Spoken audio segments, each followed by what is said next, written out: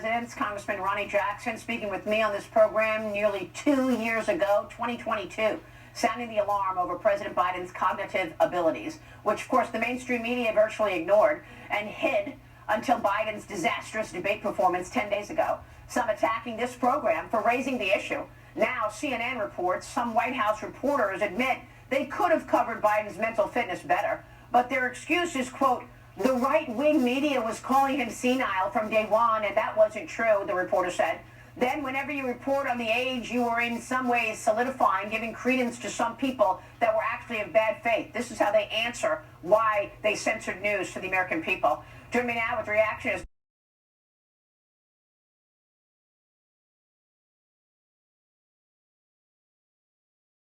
And Fox News contributor Miranda Devine, who has been out front reporting on Biden's mental fitness since at least 2020.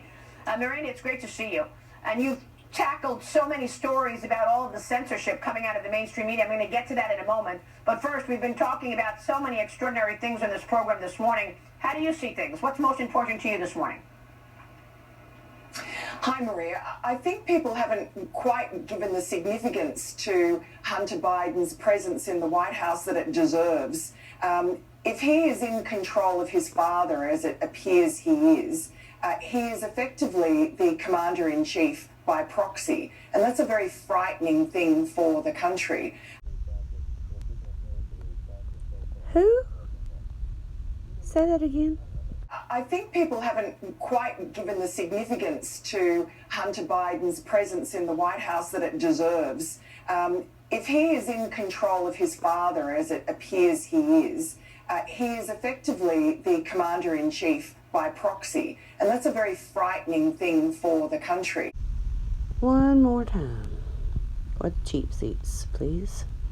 I think people haven't quite given the significance to Hunter Biden's presence in the White House that it deserves. If he is in control of his father, as it appears he is effectively the commander-in-chief by proxy, and that's a very frightening thing for the country. Hunter Biden is devious, intelligent, manipulative. He's always out for his own ends. He really has no scruples and no fear.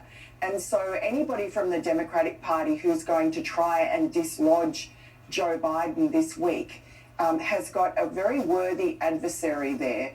I think it will be very difficult for them to tackle Hunter Biden, especially if they underestimate him and don't realize really the kind of control and manipulation he has had for a long time over his father, but particularly now that his father is ailing and will be depending on him very much.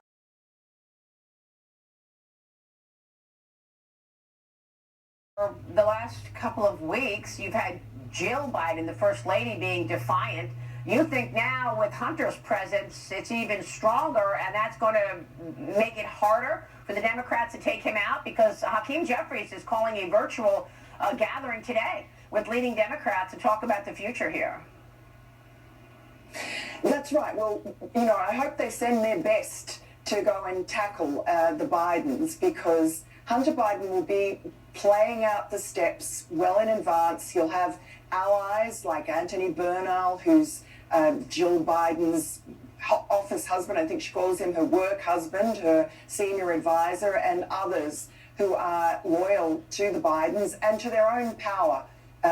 Those people want to keep their power. And Hunter Biden in particular, Jill Biden's getting sort of in focus, and her behaviour is reprehensible, but she's a weak person and not as intelligent as Hunter Biden.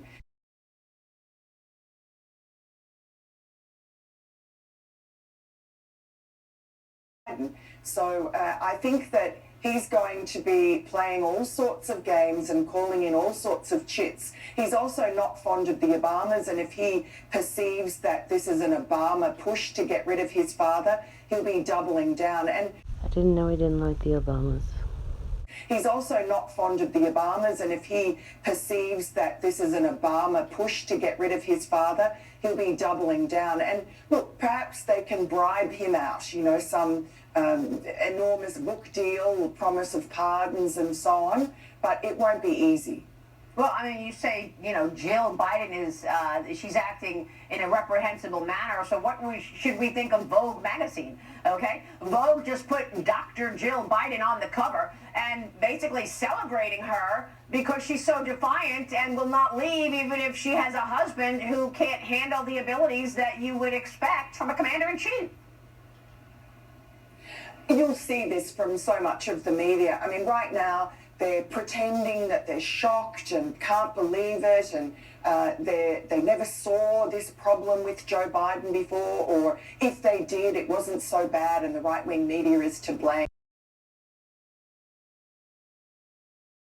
And right now, they're pretending that they're shocked and can't believe it, and they never saw this problem with Joe Biden before, or if they did, it wasn't so bad and the right-wing media is to blame. And you will see them turn the Titanic around once they realise that Joe Biden is not going anywhere, and Jill Biden is their vehicle because, of course, she's been campaigning more than Joe Biden. She's been flying all around the country, all around the world, in fact, on Air Force One, being the sort of de facto president campaigning. And she's getting glowing, Vogue covers, but also a lot of women's magazines, the sort of narrow casting to suburban women that she's just like you. Not really. Nope, she's not.